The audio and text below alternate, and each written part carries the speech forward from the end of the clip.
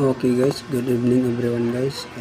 For today's video guys, tayo po mag-explore muna guys ng magagandang tanawin guys, ika nga kalikasan guys.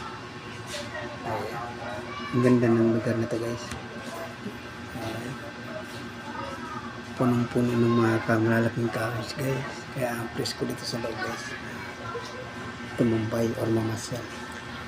Ayan. Napaka-presko dito guys sa loob ng compound na ito guys. Ayan. Bundok siya guys na napaligiran ng maraming puno. Ayan. Napaka-presko dito guys. Ang lalaking puno. Nakapayong sa buong paligid. Kaya kahit na siguro summer, napakalamig dito dahil sa mga punong kahoy na malalaki. Ayan. Maraming times na akong napunta rito guys para mag-explore or mag-adventure ng mga magagandang tanawin. Ayan.